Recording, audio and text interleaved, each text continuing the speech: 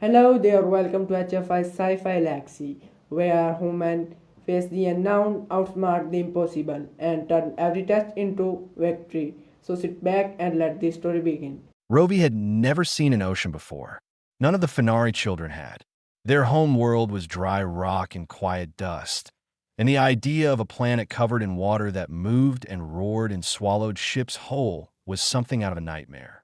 But the way Miss Dara talked about it, even nightmares sounded beautiful. The waves can be taller than this room, Dara said, swiping the display to show a rolling blue wall of water crashing against dark rocks. And underneath the surface, there are creatures bigger than this entire school wing. 12 small faces stared at her, some with scales, some with feathers, some with skin that shifted color with their mood. Every one of them looked terrified and fascinated at the same time. Tilla, a Mavari girl with bright golden feathers and a habit of speaking before thinking, raised a wing. Did humans swim in that? Every day, Dara said. On purpose. Dara smiled. On purpose. A ripple of whispers moved through the class. Rovi, the smallest Fenari in the front row, hugged his tablet closer to his chest and said nothing. His pale scales had gone slightly gray, which meant he was nervous. Dara noticed. She always noticed. She knelt beside his desk. Scary. Rovi nodded. That is okay, she said softly. Earth is a scary place, but the people who grew up there learned something important. What? Rovi whispered. That being scared does not mean you stop. It means you pay attention. She stood back up and returned to the display. The next image showed a mountain range covered in snow, peaks so high they vanished into clouds. She told them about blizzards and avalanches, about freezing winds that could kill in minutes. Then she showed them a desert, with a ground cracked from heat and nothing grew for hundreds of miles. Then a jungle, thick and green and crawling with things that bit and stung and hunted in silence. This is one planet. Palum asked from the doorway. He was the school administrator, a tall and thin Fenari with a nervous habit of clicking his claws together. He had been listening from the hallway again, which he often did when Dara taught. One planet, Dara confirmed. Palum clicked his claws. And your species survived all of that without armor, without venom, without wings or claws. We had stubbornness, Dara said. That counted for a lot. The children laughed. Even Rovi smiled. Just a little. Dara moved on to the next lesson. Galactic trade routes. Less exciting, but important.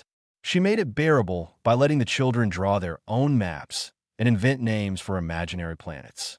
Tilla created a world called Featherfall, where everything was soft. Rovi drew a small blue circle and labeled it Earth 2, but nicer.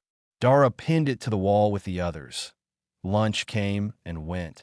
Dara ate with the children in the classroom because the staff cafeteria served Fenari cuisine that tasted like wet chalk.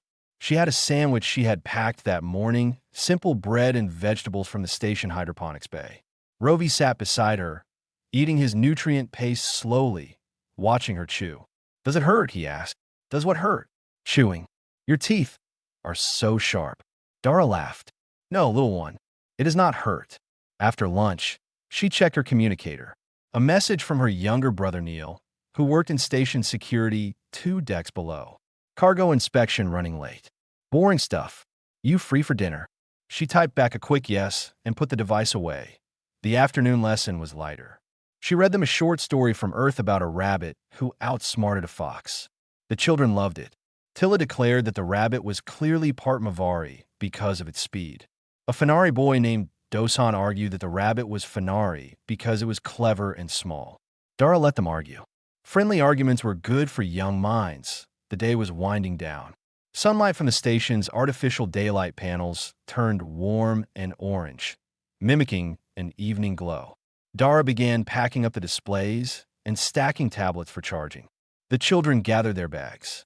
Rovi lingered, as he always did, reluctant to leave. Miss Dara, yes, Rovi, do you miss Earth? She paused. It was a question she had been asked many times by adults and diplomats and journalists.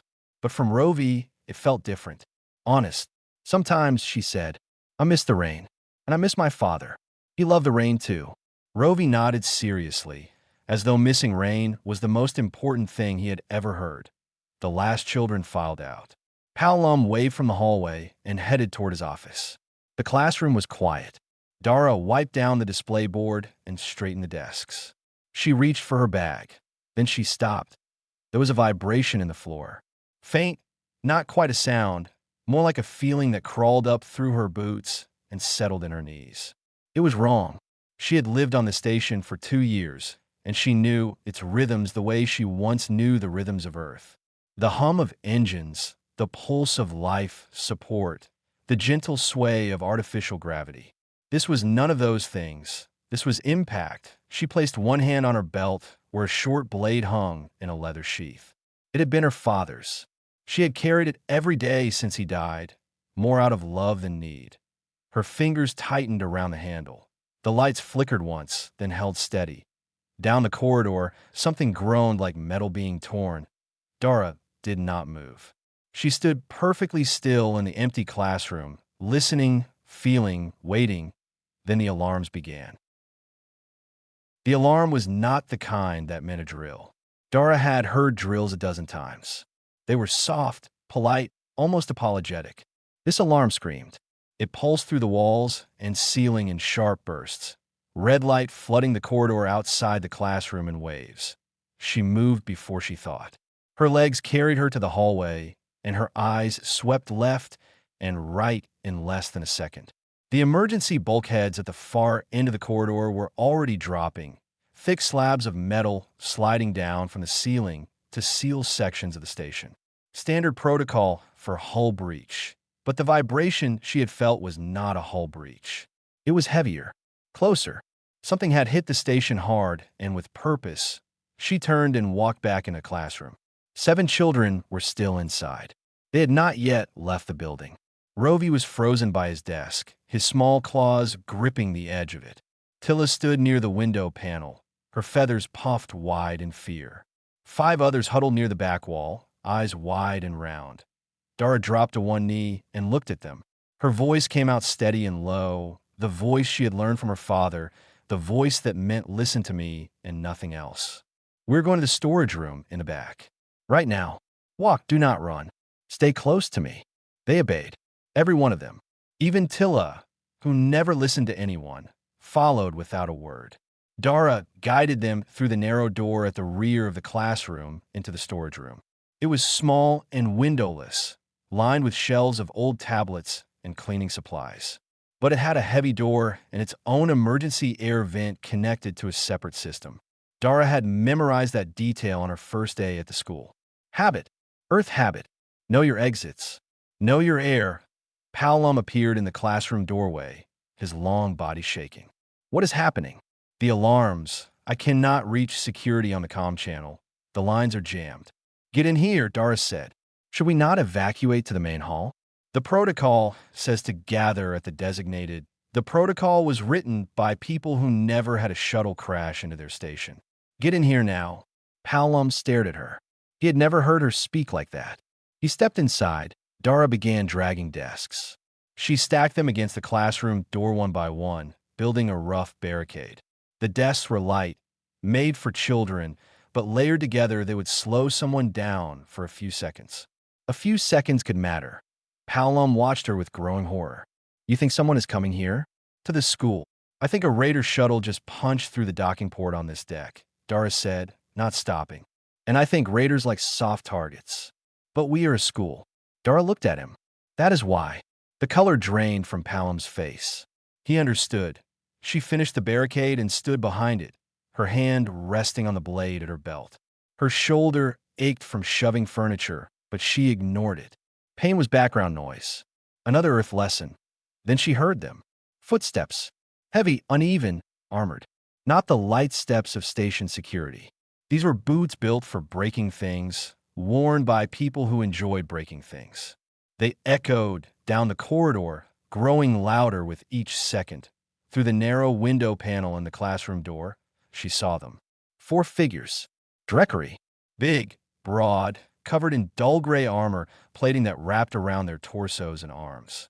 Their faces were flat and wide, with deep-set eyes and jaws that could crush bone. Each one carried a pulse rifle, long and ugly.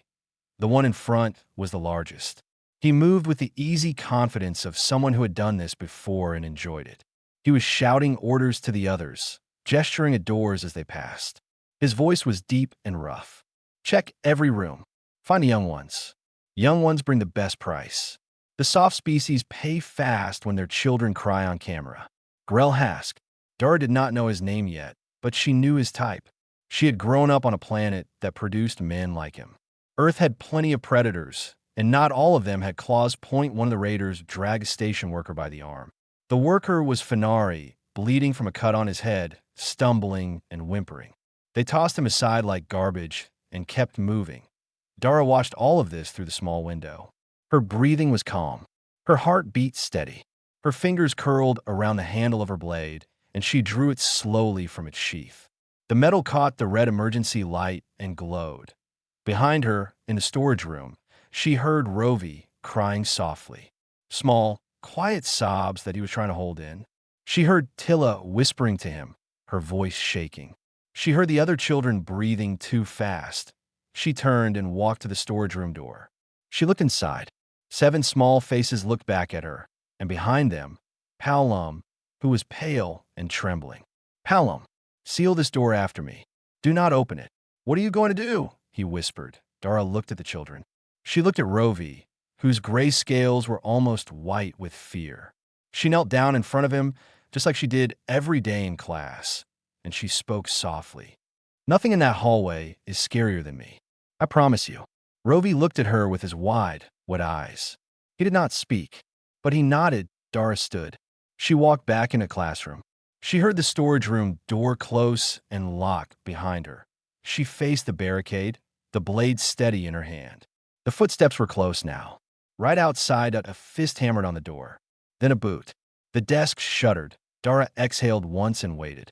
The door broke inward on the third kick. Desks scattered across the floor like toys, spinning and crashing into walls. The first Dreckery raider stepped through the gap, pulse rifle raised, scanning the room with the bored look of someone who expected nothing till he found Dara. She stood 6 feet from the door, feet apart, blade at her right hand, held low and close to her body. She was not hiding. She was not backed into a corner. She was standing in the middle of the room like she owned it. The raider stopped. He looked at her, then at the blade, then back at her. His flat face twisted into something that might have been amusement. A human, he said, with a knife. He laughed. It was a wet, ugly sound. Dara said nothing. He stepped forward, rifle still raised, but lazily, the way someone holds a tool they do not think they need. He was big, easily twice her weight, covered in armor plating that protected his chest and shoulders. His arms were bare below the elbow, thick with muscle and scarred. Where are the children? He asked. Dara did not answer. I said, where are the... She moved at IT was not dramatic. There was no battle cry, no spinning leap, no cinematic slow motion. She simply closed the distance in 2 fast steps, dropped low under the barrel of his rifle, and cut the strap that held the weapon to his shoulder. The rifle swung loose. Before he could grab it, she was inside his reach, too close for the gun to matter. Her blade found the gap between his chest plate and his neck guard. It was a thin gap, maybe 2 inches wide, where the armor did not quite meet. On most species, armor gaps were a design flaw. On Dreckery armor, it was the only soft spot. She knew this because she had studied every species file the station library had. Another habit: know what can hurt you. Know where it is soft. The blade sank in. The raider made a choke sound and dropped to his knees. Dara pulled the blade free and stepped back. The second raider was already through the door. He had seen his partner fall, and he was not laughing. He raised his rifle and fired. The pulse shot cracked through the air and burned across Dara's left shoulder. Pain hit her like a hot wire pressed to skin. She gasped but did not scream. She threw herself sideways behind a flipped desk. The desk was cheap composite, not built to stop weapons fire, but the pulse round punched through it and lost most of its energy. The second shot hit the wall behind her. Dara reached for the fallen raider's rifle. It was heavy, built for hands bigger than hers, but she had trained with worse. She braced it against the floor, aimed through the gap between 2 desks, and fired once. The shot hit the second raider in the hip, below his armor line. He spun sideways and crashed into the doorframe. He tried to raise his weapon again. Dara fired a second time. He went down and stayed down. Silence filled the room. The emergency alarm still pulsed in the background, but in the classroom, there was only the sound of Dara breathing and the faint hum of the stolen rifle cooling in her hands. She stood slowly. Her shoulder burned. She could feel blood running down her arm, warm and wet, soaking into her sleeve. She looked at the wound. A graze, deep enough to bleed, but not deep enough to stop her. She had cut herself worse chopping vegetables on Earth. She stepped over the two fallen raiders and looked through the broken doorway into the corridor. The red emergency lighting painted everything in shadow and crimson. The hallway was empty except for the debris from the crash and the unconscious station worker the raiders had dragged earlier. Then a voice came from around the corner. Deep, controlled, and irritated. Brock. Soren. Report. Grell Hask. The leader. He was close, maybe 20 feet down the corridor, just out of sight behind the bend. Dara did not respond. She pressed herself against the wall beside the door and waited. I know you are in there, Hask called. His voice was calmer now, measured. I heard the shots. I know my men are down. You have a choice, human. Send out the children, and I let you leave this station alive. You have my word. Dara almost smiled. The word of a man who kidnapped children for ransom. She had heard better promises from stray dogs on the streets of Lagos. She spoke for the first time since the fighting started. Her voice was flat and quiet, barely louder than the alarm. You walked into a classroom.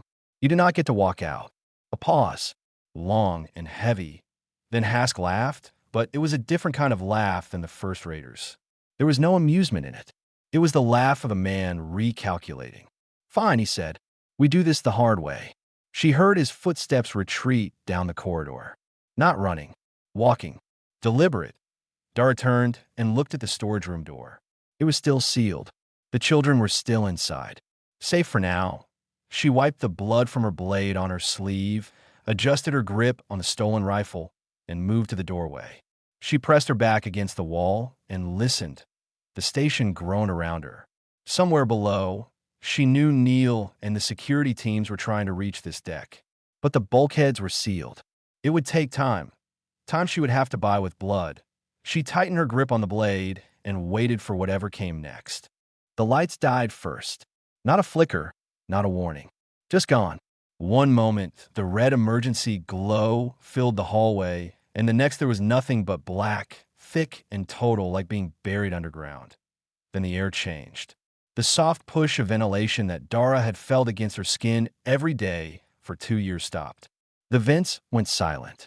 The air became still and heavy, like a room that had been sealed for too long. Grell Hask was cutting life support to the school wing. Dara had expected this. A raider who could not fight his way and would try to force his prey out. Choke the air, kill the lights, wait for panic to do the work. It was a coward's tactic, but it was effective against most species. Most species.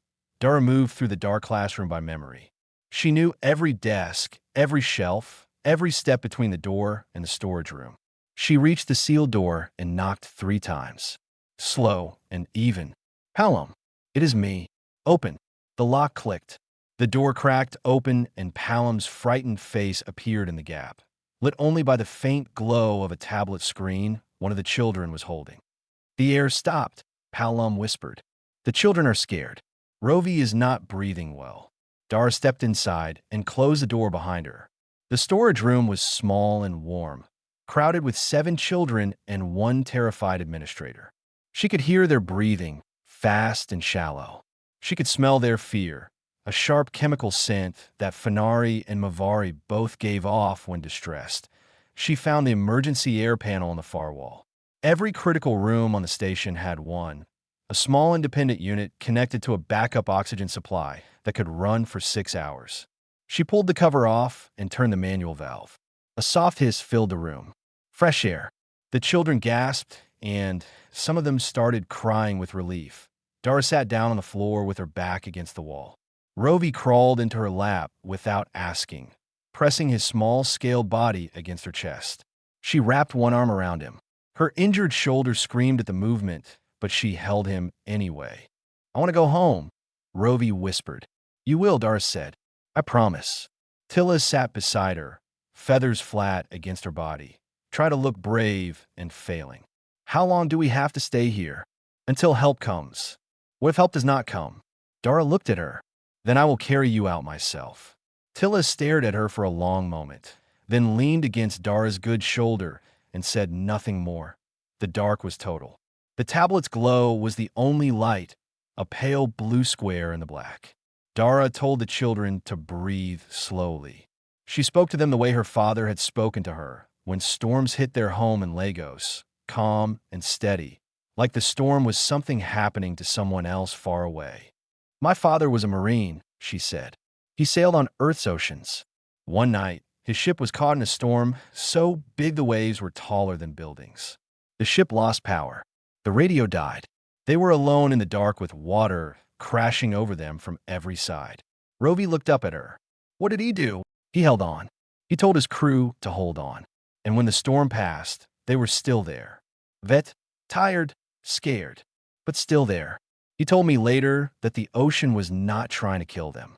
It was testing them, and they passed. The children were quiet. Even Paulum listened, his claws still for once. Then Dara heard something that was not the story and not the children. A sound above her, metal on metal, faint and rhythmic. Scraping. Something was moving through the ventilation duct above the storage room. She gently lifted Rovi off her lap and set him beside Tilla. Hold him, she whispered. Tilla wrapped a wing around the small Fenari without hesitation. Dara stood and looked at Paulum. Keep them quiet. Do not move. She picked up the stolen pulse rifle and moved to the far corner of the room where the vent grate sat in the ceiling. The scraping grew louder. Whoever was crawling through the duct was big and not bothering to be silent. Confidence or stupidity. With Dreckery, it was usually both. She set the rifle down. The duct opening was too close to the children. A pulse shot in a small room could ricochet and hit anyone. She drew a blade instead. The vent grate burst open. A massive shape dropped through the ceiling and hit the floor with a heavy crash. The fourth Dreckery Raider, bigger than the first two, his armor scratched from squeezing through the narrow duct. He landed in a crouch and swung his arm toward the cluster of children. Dara was on him before he finished turning. She drove her blade into the back of his knee where the armor jointed. He roared and swung a fist backward. It caught her across the ribs. The impact lifted her off her feet and threw her into the shelving. Tablets and supplies rained down on her. Pain exploded through her side like fire. She rolled. He lunged. In the dark, she could barely see him, just a massive shape moving fast. She slashed at his reaching hand and felt the blade bite into flesh. He howled and pulled back. She did not give him time to recover. She drove forward, low and fast, and found the same knee she had already cut. The blade went deeper this time. He buckled. She climbed onto his back and pressed the blade against his throat. He stopped moving. The room went quiet except for the raider's heavy breathing and the whimpering of the children. Dara held the blade steady until she felt the fight leave his body. Then she pulled a power cable from the fallen shelving and tied his wrists behind his back. She stood up slowly. Her ribs throbbed with every breath. Something inside felt cracked, maybe broken. Blood dripped from a cut on her forehead that she did not remember getting. She turned to the children. They were huddled in a tight circle. Tilla's wings spread wide over the smaller ones. Rovi's face buried in her feathers. Miss Dara. Tilla's voice was a thin thread. Are you okay? Dara wiped the blood from her face and smiled. I have had worse mornings on Earth. Grell Hask was alone now, and he knew it. 3 of his crew were down.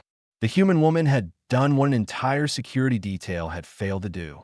She had broken his raid with a blade and sheer stubbornness. Dara knew he was alone too. She could hear it in the silence of the corridor. No more footsteps echoing in formation. No more voices calling orders. Just one set of boots, pacing slowly back and forth beyond the classroom. She leaned against the storage room wall and pressed a hand to her ribs. The pain was sharp and deep, the kind that told her something was definitely cracked. Her shoulder had stopped bleeding, but the muscle underneath had stiffened. Her left arm was nearly useless. She held the blade in her right hand and breathed through her teeth. Paolum crouched beside her. His claws were shaking, but his voice was steadier than before. Fear had burned through him and left something harder behind. "He will not give up," Paolum said. "No," Dara agreed. "He will not." "What will he do?" Dara listened. The pacing had stopped. Now she heard something else. A faint electronic whine, the sound of something being armed. She knew that sound. She had heard it in training simulations back on Earth. A breaching charge. "He is going to blow through the wall," she said. Paolum's eyes went wide. "Into this room? With the children inside? He does not care about the wall. He cares about what is behind it." Dara pushed herself off the wall and stood upright. Every part of her body protested. She ignored all of it. "He will set the charge on the corridor side and blow inward. The blast will breach the storage room wall directly. Can we move the children? There is nowhere to move them. This is the last room." Paolum looked at the children. They were pressed together in the far corner, a pile of small bodies and wide eyes. Rovi had stopped crying. He was watching Dara with a strange expression, something beyond fear. It looked like trust. Dara walked to the storage room door. She looked back at Paolum. "When I open this door, you seal it behind me. You do not open it for anyone except my brother Neil. His voice code is Sunflower." Paolum shook his head. "You cannot go out there. You are hurt. You are bleeding. He has a weapon and explosives, and you have a knife. I have more than a knife." "What?" Dara looked at him, and there was something in her eyes that made him step back. Not anger, not desperation. Something older and deeper. Something that had been bred into her species over 1,000,000 years on the most dangerous planet in the galaxy. The absolute, unshakable certainty that she would stand between danger and the things she loved, and she would not move. "I have a reason," she said. She touched his shoulder once, gently, the way she touched the children when they were sad. Then she opened the door and stepped through. The lock clicked behind her. She crossed the dark classroom and climbed over the remains of the barricade. The corridor stretched out ahead of her, lit only by the faint glow of a damaged light panel hanging from the ceiling by its wires. Smoke drifted in thin ribbons from somewhere deeper in the station. Grell Hask stood 30 feet away. He was crouched beside the corridor wall, pressing a flat gray device against the surface. The breaching charge. He looked up when he heard her footsteps and slowly stood. He was the biggest Drekari she had seen. Taller than the others, wider, his armor scarred and dented from years of raids. His face was flat and brutal, his eyes deep-set and black. In his left hand, he held a pulse pistol. In his right, the detonator for the charge. They looked at each other across the ruined hallway. "You should have taken my offer," Hask said. "You should have picked a different school." He pressed the detonator. The explosion tore through the corridor wall in a flash of white light and thunder. The shockwave hit Dara like a truck. She was thrown backward, tumbling across the floor, slamming into a fallen ceiling panel. Dust and debris filled the air. Her ears rang. Her vision blurred. She lay on the floor for 2 seconds. 2 seconds of darkness and ringing silence and the taste of blood in her mouth. 2 seconds where every broken part of her body begged her to stay down. She stood up. The corridor was destroyed. The wall was gone, replaced by a jagged hole of twisted metal and sparking wires. Through the dust, she could see the storage room wall behind it. Cracked but holding, the children's room had survived. Barely. Hask stepped through the smoke, pistol raised. He saw her standing, and something crossed his face. Not surprise. Something worse. Confusion. He had blown a wall apart, and the human woman was still on her feet. He fired. The pulse shot hit her left leg below the knee. She staggered, but did not fall. She shifted her weight to her right leg and kept walking toward him. He fired again. She twisted sideways, using the momentum of her damaged leg to pivot. The blade in her hand caught the light from the sparking wires. She was close now. 10 feet. Hask backed up a step. He had raided stations across 3 sectors. He had fought soldiers and mercenaries and security teams. He had broken into vaults and cargo holds and military outposts. None of them had looked at him the way this woman was looking at him now. Not with rage. Not with fear. With patience. The patience of a predator that had already decided how this ended, that he raised the pistol one more time. Dara closed the distance in a single step. The blade moved once. Clean and fast and final. Grell Hask fell. Dara stood over him, the blade dark and wet in her hand. Her body swayed. Her vision tunneled. She turned around slowly, painfully, and walked back through the smoke and debris until her back pressed against the cracked wall of the storage room. She slid down to the floor and sat there, bleeding and broken, the blade still in her hand, still facing the corridor, still between the danger and the children. Neil heard the explosion from 2 decks below. He felt it through the floor, through his boots, through his bones. He was already running before the sound faded, shouting into his comm unit for the emergency team to follow him. The bulkheads had been sealed for 12 minutes. 12 minutes was a lifetime. His team cut through the sealed doors with plasma torches, one after another, working their way up from Deck 12 to Deck 14. The air on the upper decks smelled wrong. Smoke, burnt metal, and something chemical that stung the eyes. The emergency lights were dead. They moved by flashlight, rifles raised, stepping over fallen ceiling panels and cracked flooring. They found the first raider outside a classroom. Then the second, slumped in the doorway. Both down. Neil checked them and moved on. His heart was hammering so hard he could feel it in his throat. The corridor ahead was destroyed. A section of wall had been blown open, debris scattered everywhere, wires hanging and sparking from the ceiling. And there, sitting on the floor with her back against a cracked wall, was his sister. Dara was barely conscious. Her left arm hung limp at her side. Her leg was burned and bleeding below the knee. Her face was covered in dust and dry blood. Her ribs were cracked. Her lips were split. She looked like she had been through a war, but the blade was still in her hand, and she was still facing the corridor. Neil dropped to his knees beside her. Dara, I am here. Her eyes focused on him slowly, like someone waking from a deep sleep. She blinked. Then she whispered one word. Sunflower. Neil's breath caught. He turned to the storage room door and spoke the code into the voice panel. The lock clicked open. 7 children poured out. They were crying, shaking, stumbling over each other in their rush to escape the dark room they had been sealed in. Palam came last, his long body trembling, his eyes red. Rovi was the first to reach Dara. He threw his small arms around her neck and pressed his face in her shoulder, the injured one, and she did not flinch. She wrapped her good arm around him and held him close and said nothing. The medical team arrived 4 minutes later. They loaded Dara onto a stretcher while she argued that she could walk. She could not walk. Her leg gave out the moment she tried to stand.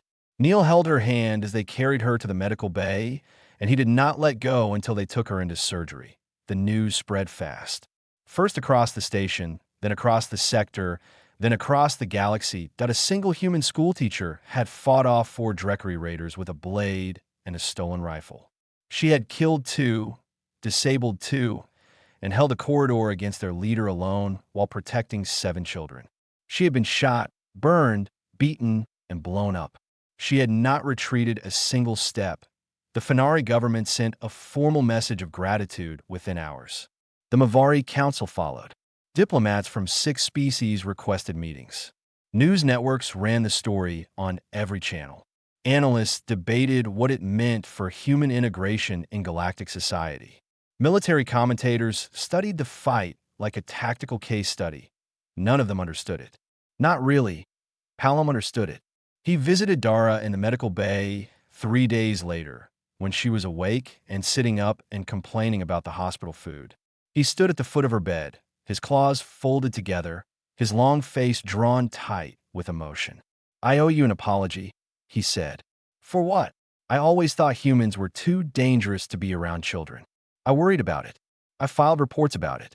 I told the administration that placing a human in a school was a risk. Dara looked at him. She did not seem angry. She seemed tired and patient, the way she always looked when a student was working through a hard problem. I was wrong, Palam said. Humans are not dangerous because of what they can do to others.